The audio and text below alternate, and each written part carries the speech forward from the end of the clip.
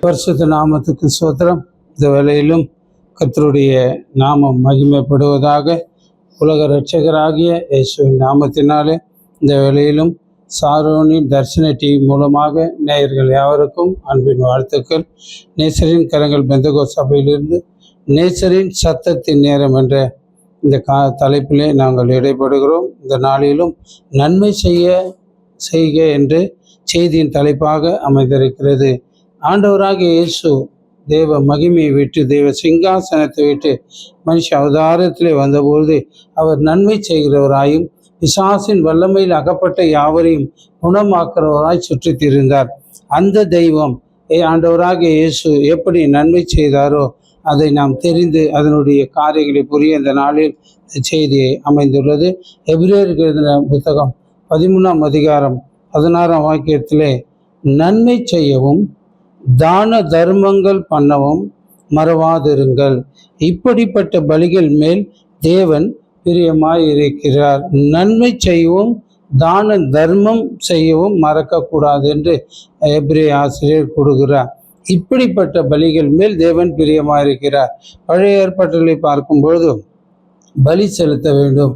பாஸ்கா பலியாடாக ஆண்டவர் பலியானார். இஸ்ரேல் ஜனங்கள் பாவ நிவர்த்திக்காக மிருகத்தை கொண்டு வந்து ஆசாரிப்பு கூடாரத்தில் பலியிட்டு அதன் இரத்தத்தை தெளித்து அந்த பலியினாலே நிவர்த்தியானது. தேவன் மனுஷ அவதாரத்தில் மனுஷ குமாரனாக வெளிப்பட்டு அவர் பலியானார். அந்த பலியாய் ஆன அந்த பலி இப்பொழுது எப்படி புதிய ஏற்பாட்டிலே புதிய கட்டளைகளும் புதிய பிரமாணங்களும் புதிய உபதேசமாய் இது திகழ்கிறது. பழைய ஏற்பாட்டில் நியாயப்பிரமாணம் முடிந்தது என்று வேதம் சொல்லுகிறது. புதிய ஏற்பாட்டில் இயேசு நன்மை செய்தார், தான தர்மம் செய்ய மறவாதீர்கள் என்று கூறுகிறார். இப்படி இருக்கிற பலியின் மேலே தேவன் பிரியமாயிருக்கிறார். பலி செலுத்தின காலங்கள் போக இப்போ பலியானது நன்மையாகவும் தான தர்மமாகவும் காணப்படுகிறது. இதை செய்ய என்ன செய்ய வேண்டும் என்று வேதம் நமக்கு தெளிவாய் கூறுகிறதை நாம் பார்க்கலாம். ஒன்று, எபிரேயர்கள் நிருபம் 10:1 நியாய பிரமாணமானது நன்மைகளின் பொருளாயிராமல் அவைகளின் நிழலாய் மாத்திரம் இருந்தது. நியாய பிரமாணம் நன்மைகளின் பொருளாயிராமல் அவைகளின் நிழலாய் மாத்திரம் இருக்கிறபடியால் வருஷந்தோடும் இடவிடாமல் செலுத்தப்பட்டு வருகிற ஒரே விதமான பலியினாலே அவைகளை செலுத்தி வருகிறவர்களாய் இருந்தார்கள். வருஷத்துக்கு ஒரு முறை பலி செலுத்துவார்கள். தேவாலயங்களை தேடி தேவ சன்னிதானத்தில் மிருகத்தை கொண்டு அதை தன் வசதிக்கு தகுந்தவாறு பெரியது சிறியது என்று பறவைகள் என்று பலியிடுவார்கள். அது ஒரு பொருளாயிராமல் அவர்கள் நிழலாய் மாத்திரம் இருந்தது.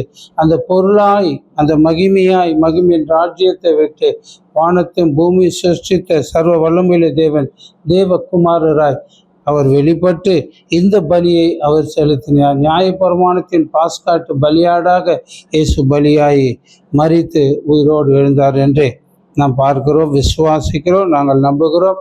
அவருக்கென்று இந்த பணியை செய்கிறோம். எதற்காக? ஒருவரும் அழிந்து பாதாளம் போகக்கூடாது என்று பிதாவின் சித்தத்தினாலே தேவன் குமாரனில் மகிமைப்பட்டு பலி செலுத்தியதினாலே ஜனங்கள் அழிவை நோக்கி ஆபத்தை நோக்கி உலக சிற்றின்பங்களால் மாண்டு மறித்து அநேக காரியங்களை பார்க்கிறோம், கேட்கிறோம். ஆக இயேசு பலியான பிறகு பலி செலுத்துதல் நிறுத்தப்பட்டது. இஸ்ரவேலின் ஆலயமாகிய சலமோன் கட்டின ஆலயத்திலே பலியிடுவார். அந்த ஆலயமாகப்பட்டது இயேசுவின் வார்த்தையின்படி கிபி 70 தரைமட்டமாக்கப்பட்டது. இப்பொழுது பலிகள் இல்லை. இப்பொழுது பலி செலுத்துவது எது என்று சொன்னால் நன்மை செய்யவும் தான தர்மமும் செய்யவும் மறவாதீர்கள். இப்படிப்பட்ட பலியிலே தேவன் பிரியமாயிருக்கிறார் என்று நாம் இங்கே எபிரேயர் ஆசிரியர் எழுதுகிறார். எபிரேயர் வரப்போகிற நன்மைக்குரிய பிரதான ஆசாரியர் கிறிஸ்து. அவர் மரித்தார், 3ஆம் நாளிலே உயிர்த்தெழுந்தார். எழுந்தவர் மறுபடியும் வரப்போகிறார். நமக்கென்று ஒரு ஸ்தலத்தை ஆயத்தப்படுத்தி அதிலே நாம் போய் இருக்கும்படியாக இம்மையின் வாழ்க்கை முதலாம் காரியம் முடிந்து மரித்த பிறகு அல்லது மரணத்தை ருசிக்காமல் எடுத்துக்கொள்ளப்பட்ட பிறகு இரகசிய வருகையிலே சிங்காசனத்துக்கு போன பிறகு அங்கே ராஜாதி ராஜன் நமக்கு அழகான ஆசீர்வாதமான நித்தியமான நித்திய வீட்டை ஆயத்தப்படுத்தியிருக்கிறார். அந்த நித்தியத்துக்கு போக இரண்டாம் மரணத்தில் மனிதர்கள் சேதம் அடையாதபடி பிதாவினுடைய வாக்கு என்ன என்றால், ஒருவர் அழியக்கூடாது, ஒருவரும் பாதாளம் போகக்கூடாது, எல்லாரும் நித்திய ராஜ்யத்தை, மோட்ச ராஜ்யத்தை, பரலோகத்தை சுதந்திரிக்க பிதாவின் சித்தமாக இருப்பதனாலே இங்கே ஆவியானவர் அக்கினிமயமானவர் மாம்சமாக வெளிப்பட்டு இன்று ஆவியாய் நம்மோடு உறவாடுகிறார். இதோ உலகத்தின் கடைசி பரிதம் நான் உங்களுடனே இருக்கிறேன் சொன்னவர் நம்மோடு இருக்கிறார். நம்மளிருந்து அவர் மகிமைப்படுவார். அன்று ஆண்டவர் இயேசுவை பயன்படுத்தியது போல, சீஷர்கள் 12 பேரையும் பயன்படுத்தியது போல, இங்கே சவுல் என்ற ஒரு மனிதன் பவுலாக மாறி கர்த்தர் அவர் கரங்களிலே நன்மைகளை செய்தார், விசேஷித்த அற்புதங்களை செய்தார்.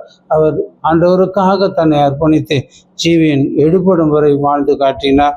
பவுல் அப்போஸ்தலர் அவர் எழுதுகிற நிருபங்கள் தான் வேதத்திலே 14 புத்தகங்கள் சொல்லப்பட்டிருக்கிறது. வரப்போகிற நன்மைக்குரிய பிரதான ஆசாரியர் ஏசப்பா வரப்போகிறார். வரும் வேளையிலே நாம் ஆயத்தமாக இருக்கிறோமா?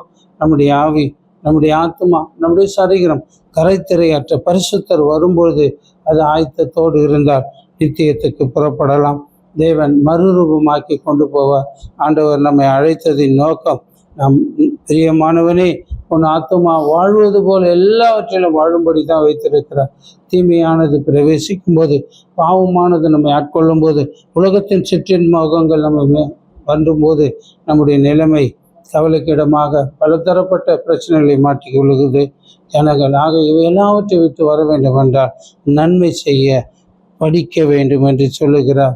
நன்மை செய்ய தெரிந்து கொள்ள வேண்டும் என்று சொல்லுகிறார். பழைய காரியங்களில் உலக பிரகாரம் வாழ்ந்தபொழுது நன்மை என்றால் என்ன, தீமை என்றால் என்ன, தேவன் எப்படி, வார்த்தை எப்படி, ஆவியானவர் என்பதை அறியாத ஒரு காலகட்டத்திலே வாழ்ந்த நாட்கள் உண்டு. இப்பொழுது கர்த்தருக்கென்று வாழும்போது இதை குறித்து தானே ஆழமான செஞ்ச அநேகருக்கு இதை கற்றுக் கொடுக்கிறோம். அநேகர் செய்கிற தான தர்மங்களானது அவர் குடும்பங்களையும் அவர் சந்ததியும் அப்போ கொடுத்தா தான் ஆண்டவர் என்று அல்ல. ஆண்டவருக்கென்று எதையும் மனுஷன் கையிலே பணிவிடை கொள்ளாதவர் எதையும் விரும்பும். மற்றவர்களுக்கு நாம் எதை செய்கிறோமோ, ஏழைக்கு இறங்குறவன் கர்த்தருக்கு கடன் கொடுக்கிறான் என்று பார்க்கிறோம். கர்த்தர் திரும்பி கொடுப்பார். அப்போ நம்மை காட்டிலும் ஏழ்மையானவர்கள், கஷ்டப்படுகிறவர்கள், உணவு இல்லாமல் இருக்கிற அநேகர் உண்டு. இவர்கள் எல்லாரையும் கர்த்தர் என்ன செய்கிறார்? பசியினால் வாட்டவில்லை, நாம் அவர்களுக்கு உதவி செய்யத்தான் சிறந்த பலி என்று வேதம் நமக்கு கற்றுக் கொடு. பலமான ஆகாரமானது நன்மையானது, நன்மை தீமை என்ன என்று பயிற்சினாலே பகுத்தறியத்தக்கதாக முயற்சி செய்கிறது. இங்கே பலமான ஆகாரம் அது நன்மையினால் தீமை என்னவென்று பகுத்தறியக்கூடிய அந்த ஆவியினாலும் அந்த முயற்சி செய்ய வேண்டும். ஆக நாம் பயிற்சி எடுக்க வேண்டும். எப்படி பைபிள் காலேஜ் படிக்கிறாங்க, வேலைகளுக்கு ட்ரைனிங் எடுக்கிறாங்க, அதே போல் ஆவிக்குரிய இந்த அனுபவத்தினாலே பயிற்சிகளை நாம் எடுக்கும் பொழுது அந்த பயிற்சியானது நமக்கு ஆசீர்வாதத்தை தரக்கூடியதாக இருக்கிறது. அநேகர் ஆசீர்வாதி, ஐயோ நான் பசியாக இருந்தேனே எனக்கு ஆகாரம் கொடுத்தீர்களே, நான் வஸ்திரம் இல்லாமல் இருந்தேனே எனக்கு வஸ்திரம் கொடுத்தீர்களே, நான் வியாதியாக இருந்தேனே என்று விசாரித்தீர்கள் என்று தான் இன்றைக்கு ஊழியர்கள், பரிசுத்தவான்கள், பரிசுத்தவாட்டிகள் சபைகளிலும் ரோடுகளிலும் மருத்துவமனைகளிலும் வீடுகள் தோறும் சுவிசேஷங்கள் எல்லாம் செய்கிறார். எதற்காக? ஆத்துமா ஆசீர்வதிக்கப்பட வேண்டும். மனுஷன் இந்த பூமியிலே சுகமாய் வாழ வேண்டும். இருளின் ஆதிக்கத்திலிருந்து வெளிவர வேண்டும். இருளாத மனுஷனை ஆட்கொண்டு அவன் விருப்பத்துக்கு அவனை நடத்தி பாதாள கொண்டு போக வழி தேடும்போது ஊழியமானது நித்தியத்தை சுதந்திரக்க, நித்தியமாய் மோட்சத்தில் இருக்க, தேவனோடு வாழ இந்த உலகத்தின் ஆளுகை இருக்கிறது. அதில் வரும்படி அநேக காரியங்களை கர்த்தர் எழுதி வைத்திருக்கிறார். எழுதின அவையும் வார்த்தை ஒன்றும் இதுவரை விழுந்து விடவில்லை, எல்லாம் நிறைவேறி கொண்டு வருகிறதாக. கடைசி காலகட்டத்தில் பலியான ஆகாரமானது, பலமான ஆகாரமானது நன்மை தீமை இன்னதென்று பயிற்சியினால் பகுத்தறியத்தக்கதாக முயற்சி செய்யும் ஞானேந்திரியங்களை உடையவருக்கே அது பூரண வயது உள்ளவருக்கு தகும் என்று சொல்லப்பட்டுள்ளது. பூரண வயது உள்ளவர்கள் ஊழியம் செய்ய அலைந்து திரிந்து ஓட முடியாது. பூரண வயது உள்ளவர்கள் இருந்த இடத்திற்காக கர்த்தர் நம்மை அழைத்த அழைப்பிலே அடிமை அழைக்கும்போது 30 வயது அழைத்து 3 ஆண்டு சபையிலும் பைபிள் காலேஜிலும் எல்லா ட்ரைனிங்களும் எடுத்து 34 கர்த்தருடைய பணியை முழு நேரமாக செய்ய ஆரம்பித்து இந்த நாள் வரை கர்த்தர் நடத்தி வருகிறார். ஆக வயதுள்ளவர்களுக்கு முதியோர்களை காட்டிலும் ஞானவான் என்று வேதம் பரிசுத்தவான்களே ஊழியர்களை சொல்லுகிறோம். இப்போ முதியோர்களை காட்டிலும் ஞானம் வந்த பிறகு நன்மை தான தர்மங்கள் மற்றவர்களுக்கு இதை பயிற்சியினால், இதை நம் ட்ரைனிங்களினாலே இதை கற்றுக்கொள்ளும். அதைத்தான் சபைக்கு வாருங்கள், சபையின் ரகசியங்களை அறிந்து கொள்ளுங்கள். சபையின் மூலமாக மற்றவர்களுக்கு நன்மை செய்ய முடியும், நல்லது செய்ய முடியும். ஊழியக்காரர்களை அடிக்கிறார்கள், என்னென்ன செய்கிறார், மறுபடியும் அவர்கள் செயல்படுவதிலேயே கர்த்தர் பட்ட பாடுகளை நினைக்கும் பொழுது அவர்கள் அமைதியாக இருந்து விடுகிறார்கள். ஆக வயது உள்ளவர்களுக்கு மட்டும் இது தகும் என்று அல்ல, வாலிபர்களும் ஆண்டவரை அறிந்து சுவிசேஷத்தை புரிந்து ஊழியர்களை நாம் கனம் பண்ண வேண்டும், ஊழியர்களை ஆசீர்வதிக்க வேண்டும், ஊழியர்களுக்கு நன்மையானதை செயல்படுத்தி தர வேண்டும். யாக்கோபு 4:17 சிலர் சொல்வார்கள், நான் என்ன பாவம் செய்தேன், நான் என்ன காரியங்களை செய்கிறேன், ஏன் என்னை சபைக்கு வார் என்று கூப்பிடுகிறீர்கள் என்று சொல்வார்கள். ஆக ஒருவன் நன்மை செய்ய அறிந்தும் அதை செய்யாமல் போனால் அதுவே பாவம். நான் என்ன பாவம் செய்கிறேன், நான் கோயிலுக்கு வரணுமா, எங்கள் தாத்தா பாட்டி எல்லாம் வந்தார்கள், என்னென்னலாம் பேசுவாங்க. ஆக நன்மை செய்ய அறிந்து அதை செய்யாமல் போவது தான் பாவமாகிறது. நான் பாவம் செய்யவில்லை, நான் தீமை செய்யவில்லை, யாருக்கு எந்த துரோகம் பண்ணவில்லை, நான் ஒன்று என் குடும்பம் வாழுகிறோம், நல்லது.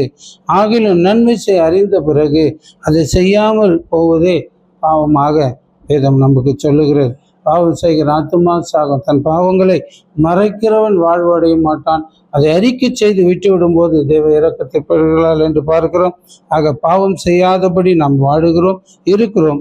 இதையும் சேர்ந்து செயல்படும் போது தேவன் இந்த பலியிலே பிரியப்படுகிறார் என்று சொல்லப்பட்டிருக்கிறது.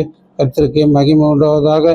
ஒருவன் நன்மை செய்ய அறிந்த பிறகு அதை செய்யாமல் போனால் அதுவே பாவம் என்று சொல்லப்படுகிறது. யாக்கோபு மிக தெளிவாக பொதுவாக எழுதுகிறார். ஆக இந்த எழுத்தின் உறுப்பு என்ன என்றால், நாம் இதை கற்றுக்கொண்டு நாம் ஆண்டவர் எப்படி நடந்தார், ஆண்டவர் எப்படி சுற்றி திரிந்தார். இப்பொழுது அநேக வசதிகள் உண்டு. ஆண்டவர் வாழ்ந்த காலத்திலே நடைபயணம்தான். அதிக தூரம் எலியா ஓடினார் ரதத்துக்கு முன்பாக, பிலிப்பு மந்திரியை சந்திக்க ஓடினார். ஆக அப்படிப்பட்ட ஊழியங்கள் இருந்து இன்று எல்லா வசதிகள் பெருந்திருந்தும் மக்கள் தேவ ஆலயங்களை தேட வேண்டும். முதலாவது தேவனுடைய ராஜ்யத்தையும் நீதியும் தேடினால் இங்கே கற்றுக் கொடுக்கிற பாடங்கள் நம்முடைய வாழ்க்கைக்கு ஆசீர்வாதமாய், ஆறுதலாய், நிம்மதியாய், சமாதானமாக அமையும். இதை செய்ய நாம் அறிந்து வீட்டிலே நாம் அமர்ந்தால் நமக்குள் பாவம் தானாய் வரும். வீணான சிந்தனைகள், எண்ணங்கள் நிமித்தம் புறப்படுகிறதும் செயல்படுகிறதும் உலகத்தில் பார்க்குற, தமிழ்நாட்டில் பார்க்குற, தேசங்களில் பார்க்குற இந்த துர்ச்செயல்கள் எல்லாம் காரணம் என்ன? தேவனை அறியாமல், ஜீவனுள்ள தேவனுடைய மகிமை தெரியாமல். தேவன், வார்த்தை, ஆவி மூன்றும் ஒன்றாய் செயல்படுகிறது. அவர் வார்த்தையாய் வெளிப்பட்டார், இன்று உயிர் தெழுந்த பிறகு ஆவியாய் செயல்படுகிறார். அன்று தேவனாய் மகிமைப்பட்டார். திரியேக தேவன் திருத்துவ வடிவில் எப்படியும் செயல்பட்டு நம்மை காக்கிறவராயிருக்கிறார். அநேகர் போகும்பொழுது நல்ல முறையில் போகினார். என் சபையை சேர்ந்த ஒரு சகோதரி இருக்கிறார்கள். அவருடைய மச்சன பிள்ளை காலையில் வேலைக்கு போகிறார். போயிட்டு மறுபடியும் 9 மணி ஆராதனையில் ஆவியானவர் இப்படியாக பேச வைத்தார். கடைசி நாள் லாஸ்ட் டே என்று பிரசங்கிக்கும் வேலையிலே அந்த தம்பியின் நற்செய்தி வேலையில் எலக்ட்ரிக் ஷாக் அடித்து போனவன் திரும்பவில்லை, மரணத்தை சந்திக்க வேண்டியது. ஆக தேவன் தம் தூதர்களை கொண்டு போகும்பொழுதும் வரும்பொழுதும் நம்மை பாதுகாக்கிறார் இருக்கிறார். ஆக அந்த தெய்வத்தினுடைய உபதேசத்தை, அந்த தெய்வத்தினுடைய அடிச்சோடிகளை பின்பற்றும் பொழுது நாம் இந்த உலகத்தில் பாவத்தை விட்டு ஓய்ந்திருப்போம். பாவம் செய்கிற ஆத்துமா, சரீரம் எல்லாருக்கும் உண்டு. பாவம் செய்கிற ஆத்துமா சாகும் என்று சொல்லப்பட்டது. 1 பேதுருவிலே அப்போஸ்தலனாகிய ஆண்டவருடைய முதல் சிஷ்யனாகிய பேதுரு சொல், பொல்லாப்பை விட்டு நீங்கி நன்மையை செய்து சமாதானத்தை தேடி அதை பின்தொடர கடவன். எப்படி சொல்றார்? பொல்லாத உலகம், பொல்லாத காரியம், துர்காரியம், தேவையற்ற காரியம், மற்றவர்கள் மேல் எரிச்சலான காரியம், கோபம், தர்க்கம், வாக்குவாதம், இதெல்லாம் விட்டுட்டு நன்மை செய், அப்பொழுது உனக்கு சமாதானம் தேடி வரும், அது பின்தொடர் என்று சொல்றார். ஆக நன்மை செய்ய நாம் எந்த காரியங்களை பின்தொடரக்கூடாது. பொல்லாத காரியங்கள், உலக நம்ம அமைதியாக இருந்தால் ஒன்றும் இல்லை. நம்ம ஏதோ தவறு பண்ணோம், நம்மை தேடி அரசாங்கத்திலிருந்து போலீஸ் வருவார்கள். ஏன்? நாம் தீமை செய். அதே போல் நாம் பாவம் செய்யும்போது உலகத்தின் அதிபதி நம்மை ஆட்கொள்ள, நம்மை அவன் பக்கம் இழுக்க அவன் வரக்கூடியவனாய், நம்மை ஆட்கொள்ளக்கூடியவனாய். சமீபத்திலே இந்த ஒரு 2 வாரத்துக்கு முன்பாக ஒரு தம்பி பைத்தியம் போல் ஆகிவிட்டான். அவனுக்கு என்ன செய்வினை வந்தது தெரியவில்லை, சுயம் இல்லை, வேலைக்கு போக முடியவில்லை. வீட்டில் வந்து செபித்து மறுபடியும் தேவாலயத்தில் அமர்ந்து ஜெபம் செய்தோம். கர்த்தர் பூரண விடுதலை கொடுத்து இந்த நாளிலே வேலைக்கு போக கிருபை கொடுத்தார். பிசாசின் வல்லமையில் அகப்பட்டவரை ஆண்டவர் குணமாக்கினவராய் சுற்றி தெரிந்த அந்த பிசாசிலே மாட்டிக்கொண்ட போது அவனுக்காக திறப்பில் நின்று ஜெபித்து, ஆண்டவர், இப்போ நான் பொல்லாதவனாக இருந்திருந்தால் இந்த நன்மை செய்திருக்க முடியாது, இந்த கிரியைகளும் என்னை ஆட்கொள்ளக்கூடும். அதனால் பொல்லாப்பை வீட்டு நீங்கி நன்மை செய்து சமாதானத்தை தேடி, உலகம் கொடுக்கக்கூடாத சமாதானம் ஏசப்பா ஒருவரே கொடுக்கிறார், அதை பின்தொடரப்படுவோம். நீங்கள் நன்மை செய்ய பின்பற்றவர்களானால் உங்களுக்கு தீமை செய்கிறவன் யார்? இப்போ இந்த தம்பி தீமையான காரியங்களுக்கு போனால், தகாத வஸ்துக்களை உட்கொண்டால், அது நிமித்தம் பிசாசு அவனுக்கு கோயிலுக்கு வரான், சர்ச்சில் வந்து உபதேசம் கேட்குறான். ஆகிலும் உலக சிற்றின்பம் பாவம் அவனை பின்தொடர்ந்ததுனாலே, அவன் அதில் போனதுனாலே மாட்டிக்கொண்டான். குடும்பமே அழுது கதறி கண்ணீர் விட்டது. அந்த இரக்கமுள்ள தெய்வம் அதை பார்த்து பூர்ண விடுதலையை கட்டளையிட்டார். நீங்கள் நன்மையும் பின்பற்றுறோன்னா உங்களுக்கு தீமை செய்ய முடியும். நீ தீமையும் நன்மையும் இணைந்து செயல்படாது. இருளும் ஒளியும் ஒன்றாக. இருள் வரும்போது ஒளி மறையும், ஒளி மறையும் போது இருள் வரும். பரிசுத்தம் வரும்போது இருள் நம்மை பின்தொடராது. உலகத்தில் நாம் வாழ்ந்து கொண்டு தேவனை தேடிக்கொண்டார் எந்த ஒரு பலனும் எந்த ஒரு நன்மையும் நிகழாது, சமாதானம் வராது.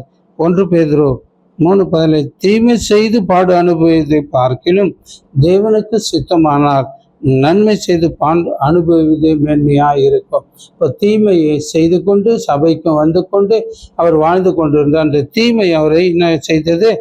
நன்மைக்கு நேராய் மேன்மைக்கு நேராய் நடத்த முடியவில்லை. பிசாசு ஆட்கொண்டது. ஆகையினால் இப்படிப்பட்ட கிரியைகள் ஆட்கொள்ளாதபடி நாம் சமாதானத்தோடு பொல்லாப்பை விட்டு நீங்கி எப்போ ரட்சிக்கப்பட்டு ஞானஸ்தானம் எடுத்தோமோ அதிலிருந்து பரிசுத்தமாய் வாழ வேண்டும். 3 யோவான் 11 இப்படியா பிரியமானவர்களே, தீமையை பின்பற்றாமல் நன்மையை பின்பற்று. உலகத்துபடி வாழ்ந்தார் உலக ஆசாபாசங்கள், உலக சிற்றின்பங்கள், உலக பாவக்காரங்கள் நம்மை இழுக்கும், நம்மை அணுகும். ஆக அதை விட்டு விட்டு நாம் பரிசுத்தமாக வாழ்ந்தார் எந்த பிரச்சனையும் இல்லை. உலகம் கொடுக்கக்கூடாத சமாதானத்தை தந்து நம் குடும்பங்களையும் ஆசீர்வதித்து நம் சந்ததியும் ஆசீர்வதிக்கிற நல்ல வல்ல தெய்வமாயிருக்கிற இந்த நாளிலும் நன்மை செய்தால் அவன் தேவனால் உண்டாயிருக்கிறான், தீமை செய்கிறவன் தேவனை காணவில்லை. ஜீவனுள்ள தேவனுடைய மகிமை அறிய முடியாது. தேவன் ஆவியாக இருக்கிறார். அவர் ஆவியோடு உண்மையோடு தொழுது கொள்ளும் பொழுது அவருடைய மகிமை விளங்கும். நாம் அதை அறியாமல் தெரியாமல் எல்லாம் ஒன்று என்று சிந்தித்து செயல்படும் போது பாவம் நம்மை ஆட்கொண்டார். பாவத்தின் அதிபதியாக சத்ரு நம்மை மேற்கொள்வார். ஆக நன்மை செய்வோம், பொல்லாப்பை விட்டு விலகி பரிசுத்தமான தேவனிடத்தில் வருவோம். இந்த நாளிலும் சாரோனின் தரிசன டிவி மூலமாக கொடுக்கப்பட்ட இந்த வார்த்தைகளை கேட்ட நேயர்கள் யாவரையும் கர்த்தர் ஆசீர்வதிப்பாராக. அவருடைய கிருபை குடும்பங்களை தாங்குவதாக. உலக பாவங்களிலும் சிற்றின்பங்களிலும் கடன் பிரச்சனை தொல்லைகள் இருக்கிற ஒவ்வொருவரையும் கர்த்தர் விடுவித்து அவர் ராஜ்யத்தின் பிள்ளையாய் மாற்றி தொடர்ந்து அவர்களை ஆசீர்வதிப்பீராக. நாம் மைப்படுவதாக. இயேசுவின் நாமத்தில் பிதாவே, ஆமென்.